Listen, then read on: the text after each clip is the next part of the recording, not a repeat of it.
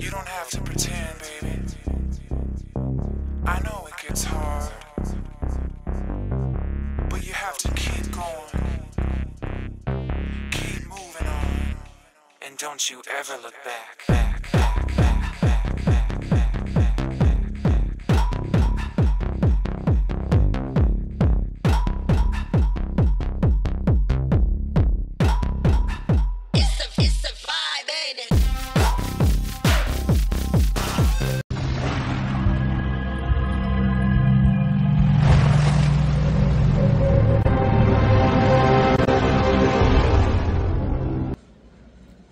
আসসালামু আলাইকুম, সবাই কেমন আছেন? আশা করি ভালো আছেন। আজকে আপনাদের সাথে আমি একটি ভ্রমণ ভিডিও শেয়ার করব। আমার অভিজ্ঞতা থেকে একটা ভ্রমণ ভিডিও শেয়ার করব। সেটা হচ্ছে আমাদের পার্শ্ববর্তী দেশ ভারতের একটি রাজ্য, যে রাজ্যটি আমাদের বাংলাদেশের সিলেট শহর থেকে খুব কাছে, অর্থাৎ মেঘালয়কে নিয়ে। মেঘালয় হচ্ছে বৃষ্টি, মেঘ এবং ঝর্ণার দেশ। আমার কাছে মনে হচ্ছে তিনটার এবং পাহাড়, এই চারটার সমন্বয়ে একটা দেশ মেঘালয়। আপনি মেঘালয় গেলে ঝর্ণার যে দেখার পিপাসা মিটে যাবে, মেঘের পিপাসা মিটে যাবে এবং পাহাড় দেখার পিপাসা মিটে যাবে। এত প্রাকৃতিক এবং সুন্দর আপনি কল্পনা করতে পারবেন না। এবং এই মেঘালয় কিন্তু আপনার বাংলাদেশের সেন্ট মার্টিন অথবা আপনার সাজেক বা কক্সবাজার ঘুরতে যে খরচ লাগে তার চেয়ে একটু সামান্য পরিমাণ যোগ করলেই একদম কম খরচে, মাত্র 10 থেকে 12,000 টাকা খরচ করলেই 5 দিন 5 রাতে ঢাকা থেকে ঢাকা, অর্থাৎ মেঘালয় ঘুরে ঢাকা ব্যাক করতে পারেন। তো যদি আপনারা আমার ভিডিওটা সম্পূর্ণ দেখেন, আশা করি আপনাদের এই মেঘালয় সম্পর্কে যাবতীয় খুঁটিনাটি বুঝে যাবেন এবং জেনে যাবেন আমার নিজস্ব বাস্তব অভিজ্ঞতা থেকে। কোনো ট্রাভেল কোম্পানি নাই, আমি একজন সাধারণ ভ্রমণ পিপাসু। আমি ঘুরতে ভালোবাসি এবং আমি ট্রাই করবো আপনাদের মাঝে আমার ঘুরের অভিজ্ঞতাগুলো শেয়ার করার জন্য। আর অবশ্যই আমার ভয়েস এবং নয়েজ অ্যাভয়েড করবেন। আমি ভালো স্পিকার না, হয়তো আমার কথার মধ্যে কিছুটা ভুলভ্রান্তি থাকতে পারে, সেদিক থেকে ক্ষমার দৃষ্টিতে দেখবেন। চলুন আমরা শুরু করি মেঘালয় ভ্রমণের বিস্তারিত। আমার সফর সঙ্গী আমার দুই বড় ভাই, দেখি আপনাদের জন্য মেঘালয় নিয়ে আসতে পারি। মেঘালয় যেতে হলে অবশ্যই আপনার ইন্ডিয়ান ভিসাতে ডাউকি পোর্ট, বাংলাদেশের তামাবিল আর ইন্ডিয়ান হচ্ছে ডাউকি পোর্ট, এই পোর্ট অন্তর্ভুক্ত থাকতে হবে, ভিসার মধ্যে উল্লেখ থাকতে হবে। যদি না থাকে সেক্ষেত্রে ইন্ডিয়ান অ্যাম্বাসি থেকে 300 টাকা ফি দিয়ে আপনার ডাউকি পোর্ট অ্যাড করতে পারবেন যাদের ভিসা আছে। আর যাদের ভিসা নাই তারা যখন ভিসা করবেন অবশ্যই ডাউকি পোর্ট উল্লেখ করে দিবেন যে ডাউকি পোর্ট দিয়ে আপনি মেঘালয় ঘুরতে চান। আমরা 3 জন ভ্রমণ করি, আর আমি যেহেতু বর্ণনা করব কীভাবে টাকা খরচ কম করা যায়, সেক্ষেত্রে আপনাদের অবশ্যই 4 জন ভ্রমণ করবেন, কারণ 3 জন ভ্রমণ করলে যেই খরচ, 4 জন ভ্রমণ করলে মোটামুটি সেম খরচে ঘুরে আসতে হবে, শুধুমাত্র খাবার খরচগুলো অন্তর্ভুক্ত হবে। প্রথমে আমরা ঢাকা কমলাপুর যাই, যেহেতু আমরা সিলেট যাব ট্রেনের সিদ্ধান্ত নিয়েছিলাম। গিয়ে দুর্ভাগ্যবশত আমরা কোনো ট্রেনের টিকিট পাই নাই। মেঘালয়ের উদ্দেশ্যে সিলেটের ট্রেনে উঠবো, কোনো টিকিট পাইনি। এক পুলিশ আঙ্কেলকে ম্যানেজ করে টিকিট নিয়েছি। ট্রেনের টিকিট ছাড়া তো মজাই আলাদা।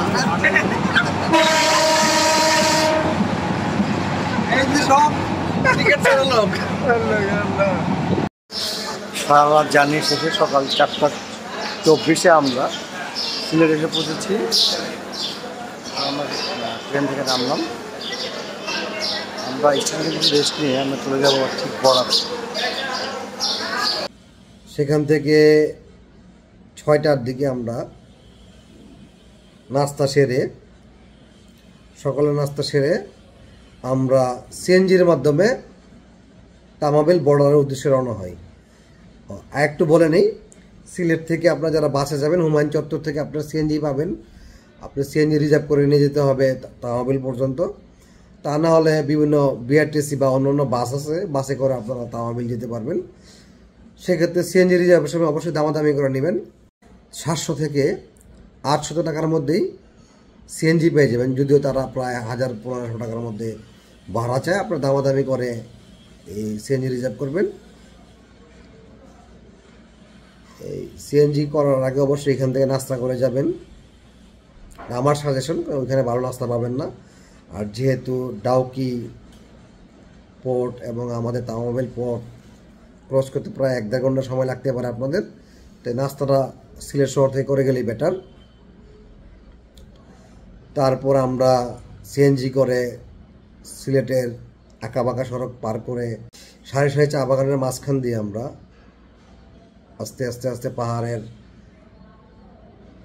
আহ্বানে আমরা তামাবিল পৌঁছাই সকাল 9টার মধ্যে। এখন আমরা চলে এসেছি তামাবিল বর্ডারে, ইমিগ্রেশন শেষ করে এখন আমরা তামাবিল শুল্ক ভবনে চলে এসেছি। এই পূজার ছুটিতে অনেক ট্রাভেলার মেঘালয়ের উদ্দেশ্যে যাচ্ছে, তাই আমাদের ট্রাভেলটা দিতে সময় লাগেনি, কারণ আছে কোনো কি বলে বাছাই টাছাই চার্জ টার্জ কিছুই করে নাই, জাস্ট গেছি, একটা টোকেন রাখছে, ছেড়ে দিছে। এখন বিজিবির কাছে যাব, আমাদের নাম এন্ট্রি করে 12 দিকে রওনা দেব। আমরা থেকে ফর্ম পূরণ করে আমাদের ভিসায় সিল মেরে আমরা বর্ডার ক্রস করি। এই ক্ষেত্রে আপনার কিছু লিকুইড মানির দরকার হয়, জনপ্রতি 100 টাকা করে দিলে আপনার একদম ইজিলি আপনারা এই লিকুইড মানিটা দিলে ভালো, আর না দিলে আপনার হয়তো একটু ঝামেলা পোহাতে হবে বিভিন্ন ধরনের ফর্মালিটিস পূরণ করতে গিয়ে। তাই আমি সাজেস্ট করবো 100 টাকার মধ্যে 100 টাকা দিয়ে আপনারা খুব দ্রুত তামাবিল বর্ডার ক্রস করবেন। দেন ডাউকি বর্ডারে গিয়ে আবার সেম পজিশন, ওইখানে গিয়ে প্রায় আধা ঘন্টা থেকে 40 মিনিট লাগবে আপনার এই সব কিছু ফর্মালিটিস পূরণ করে। ডাউকি যে বর্ডারের যে ইমিগ্রেশনের পাশে অনেক ট্যাক্সি পাওয়া যাবে, ট্যাক্সি মিনি বাস পাওয়া যায়, আপনার রিজার্ভ করে আপনার শিলং বা চেরাপুঞ্জি যেতে পারবেন। এখন আপনি সিদ্ধান্ত নেবেন আপনি কোথায় যাবেন, শিলং যাবেন না চেরাপুঞ্জিতে যাবেন। অনেকে চেরাপুঞ্জিতে রাত্রি যাপন করে না, সবাই শিলংয়েই থাকে, শিলং থেকেই সবগুলো স্পট ঘুরে। তা আমি সাজেস্ট করবো আপনারা ডাউকি বর্ডার থেকে সরাসরি চেরাপুঞ্জির ট্যাক্সি রিজার্ভ করবেন, আর যাওয়ার পথে আপনার 4 থেকে 5টা স্পট ঘুরে যাবেন। তাহলে আপনার প্রথম দিনেই 4 থেকে 5টা স্পট কভার হয়ে যাবে, এবং দিন মানে আপনার ভাড়ার সাথে এই স্পটগুলো অ্যাভারেজ হয়ে যাবে। আমরা বর্ডার থেকেই চেরাপুঞ্জি যাওয়ার জন্য এই গাড়িটি ভাড়া করি 3500 রুপি দিয়ে, তাতে আমাদের 4টি সাইট সিং দেখাবে। আমাদের ড্রাইভার শ্যামদা। আমরা যে সাইট সিনগুলো দেখব সেগুলো হচ্ছে উমক্রেম ঝর্ণা, বরহিল ঝর্ণা, বাংলাদেশে যেটাকে আমরা পান্থমাই ঝর্ণা বলে অবহিত করি। তারপর হচ্ছে মাউলিনং ভিলেজ, এশিয়ার অন্যতম সবচেয়ে সুন্দর ভিলেজ। তারপর হচ্ছে সিঙ্গেল ডেকার ব্রিজ বা অনেকে বলে লিভিং রুট ব্রিজ। এই 4টি স্পট ঘুরিয়ে আপনাকে সরাসরি চেরাপুঞ্জিতে নিয়ে যাবে। আরেকটি বিষয়, যারা ডলার এবং বাংলাদেশি টাকা রুপিতে কনভার্ট করবেন তাদের জন্য আমি সাজেস্ট করব ডাউকি বাজার থেকেই বাংলাদেশি টাকা এবং ডলার রূপান্তর করবেন, বিশেষ করে বাংলাদেশি টাকা, কারণ শিলং অথবা চেরাপুঞ্জিতে বাংলাদেশি টাকার তেমন ভালো রেট পাওয়া যায় না। আপনার आप जब मेघालय पे आएगा तो मून भाई के साथ डॉलर एक्सचेंज करेंगे।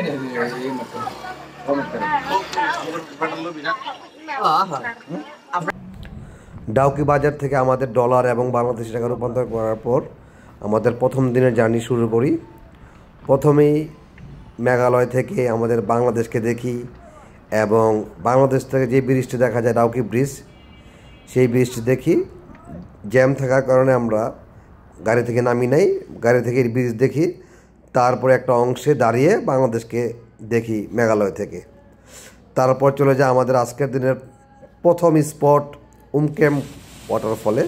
চলুন আমরা একটু উমক্রেম ওয়াটারফলটা উপভোগ করি।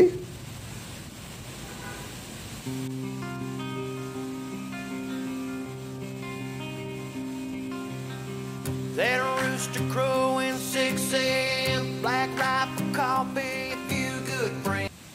এখন আমরা চলে এসেছি উমকেম ফলসে, যে অন্যতম সৌন্দর্য হচ্ছে আর বিশালতা। দেখতে পাচ্ছেন কি সুন্দর ঝর্ণা। আমার মনে হয় বাংলাদেশের কিছুই নেই যা ইন্ডিয়াতে দিয়েছে, সেই ঝর্ণাগুলো বাংলাদেশে থাকার কথা ছিল। উমক্রেম ঝর্ণাতে আমরা কিছুক্ষণ অপেক্ষা করে কিছুক্ষণ অবস্থান করি এবং তার সৌন্দর্য এবং বিশালতা উপভোগ করে আমরা চলে যাই আমাদের দ্বিতীয় স্পট বরহিল ওয়াটারফলস, যাকে আমরা বাংলাদেশ থেকে বলি পান্থুমাই ঝর্ণা। নিচের অংশটুকু যেটুকু বাংলাদেশে অবস্থান করছে সেগুলো হচ্ছে পান্থুমাই ঝর্ণা। আসলে পান্থুমাই ঝর্ণাটার উচ্চতা বিশাল এবং সৌন্দর্য অনেক। আমরা চলে এসেছি বাংলাদেশ থেকে দেখা যায় পান্থুমাই ঝর্ণা নামে বিখ্যাত বরহিল ঝর্ণা। পুরো রাক্ষসের মতো শব্দ, মনে হচ্ছে গিলে খাবে।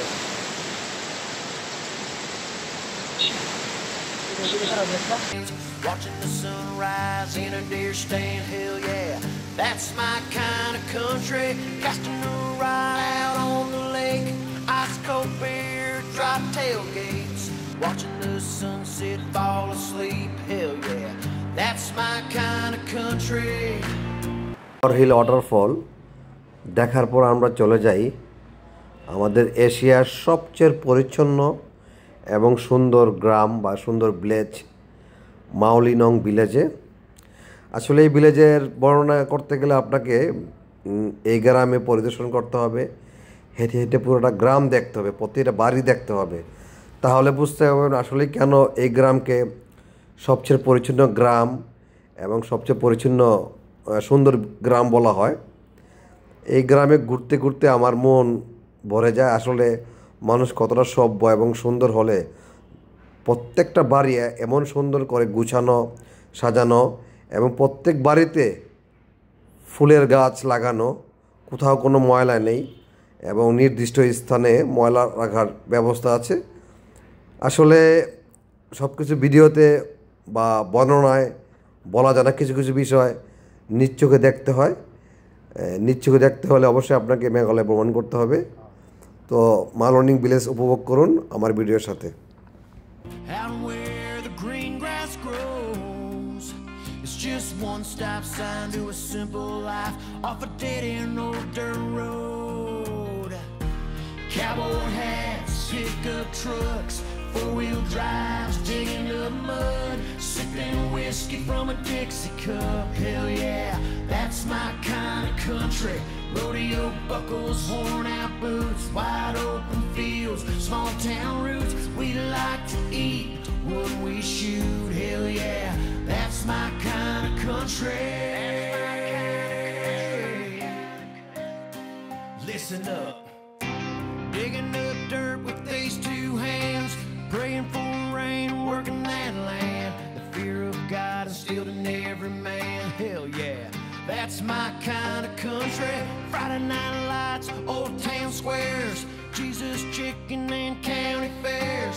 Sunday mornings are a family affair. Hell yeah, that's my kind of country. Out where the green grass grows, where the green grass, it's just one stop. Mawlynnong ভিলেজে কোনো এন্ট্রি ফি নাই, তবে পার্কিং চার্জ আছে। Mawlynnong ভিলেজের parking charge হচ্ছে 100 rupee.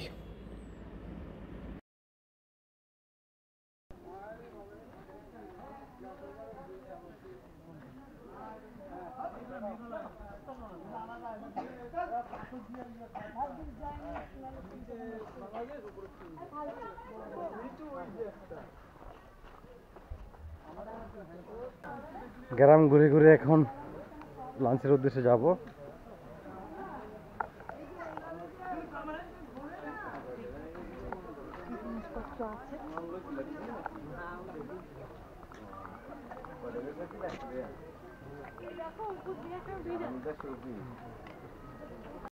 পুরো গ্রাম visit করার পর আমরা চলে যাই আমাদের প্রথম দিনের দুপুরে লাঞ্চের জন্য। তো যতটুকু দেখেছি এইখানের মধ্যে একটি রেস্টুরেন্ট মোটামুটি লাঞ্চের জন্য ভালো। তো আমরা দুপুরে সেই রেস্টুরেন্টে লাঞ্চ করব। রেস্টুরেন্টের নাম হচ্ছে সাঙ্গিয়ার ফুড কর্নার। আমরা রেস্টুরেন্টে একটি ভেজ থালি পছন্দ করি, যার মধ্যে ছিল ভাত, ডাল, আলু ভাজি, মিক্সড ভেজিটেবল, 2 পিস পাঁপড়, টমেটো চাটনি এবং একটি সালাদ। খাবারটি আসলেই মজাদার ছিল, মানে আমাদের সারাদিনের জার্নির পর এরকম একটি খাবার আমাদেরকে শক্তি যোগাবে। স্বাদও মোটামুটি ভালো। মেঘালয়ের মধ্যে এই খাবারটি আমার সবচেয়ে ভালো লেগেছে। Country, rodeo buckles, worn out boots, wide open fields, small town roots. We like to eat what we shoot. Hell yeah, that's my kind of country. Listen up, digging up dirt with these 2 hands, praying for rain, working that land. The fear of God instilled in every man. Hell yeah, that's my kind of country. এই গ্রামের ছোট্ট একটি market আছে, আপনারা চাইলে এখান থেকে কেনাকাটা করতে পারেন। দাম তুলনামূলক বেশি, যদিও আমরা দামের কারণে কিছু কেনাকাটা করে নেই।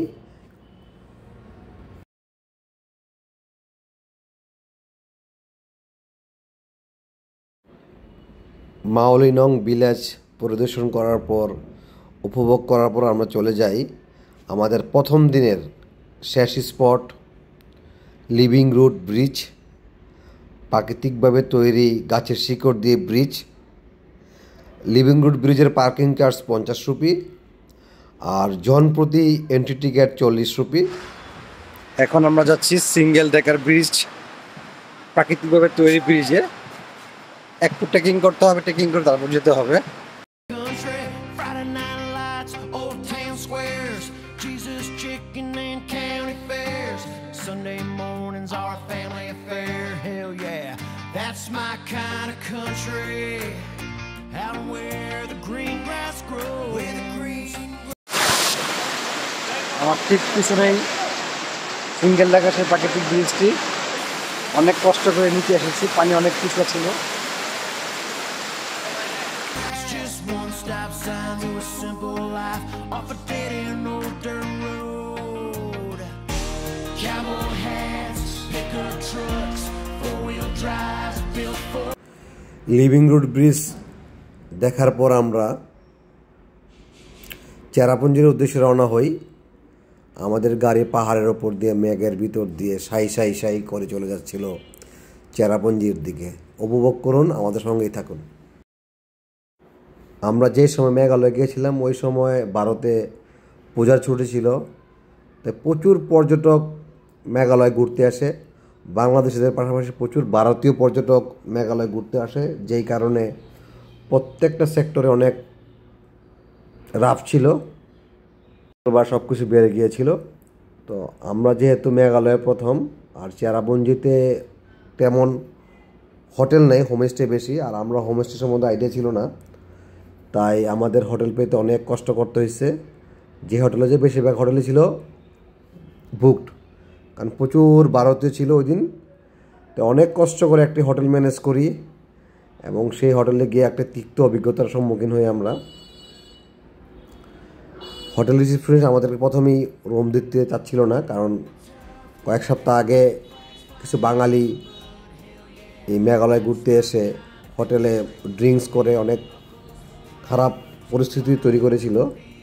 তাই তারা চিন্তা ভাবনা করছিল যে কোনো বাংলাদেশিকে হোটেল দিবে না। তাই তাদেরকে অনেক বুঝিয়ে আমরা আসলে হোটেল নেই। তাদেরকে বলি সব বাঙালি এক না। তাই আমি সাজেস্ট করবো যারা মেঘালয় ঘুরতে যাবেন অবশ্যই বাংলাদেশের মান অক্ষুণ্ণ রাখবেন।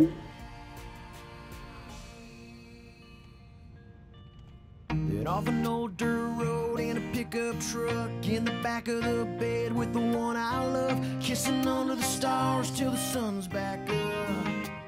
প্রচুর পর্যটক থাকায় 1500 টাকা দামের হোটেল আমরা 2500 রুপি দিয়ে ভাড়া করি, যেহেতু রাত্রে থাকতে হবে। আমাদের সেই হোটেল ওমফলিউ গেস্ট হাউস। আজকের মধ্যে আমার মেঘালয় জার্নির প্রথম দিন শেষ হলো। যদি কোনো পরামর্শ থাকে অবশ্যই আমাকে পরামর্শ দিবেন। আর এতক্ষণ ধৈর্য সহকারে ভিডিওটি দেখার জন্য আপনাদের সবাইকে অসংখ্য ধন্যবাদ। আর আমার ভিডিওটি ভালো লাগলে অবশ্যই ভিডিওটি শেয়ার করবেন, আমার ইউটিউব চ্যানেলটি সাবস্ক্রাইব করবেন, নতুনদের যারা এখনও দেখে নাই তাদেরকে দেখার সুযোগ করে দিবেন। অবশ্যই আমার দ্বিতীয় পর্ব এবং তৃতীয় পর্ব দেখবেন। পুরো পর্বটি দেখলে আপনার মেঘালয় সম্বন্ধে সম্পূর্ণ ধারণা ক্লিয়ার হয়ে যাবে। সো দেখা হবে পরবর্তী কোনো ভিডিওতে নতুন কোনো অভিজ্ঞতা নিয়ে আপনাদের সাথে। সে পর্যন্ত ভালো থাকবেন। আসসালামু আলাইকুম।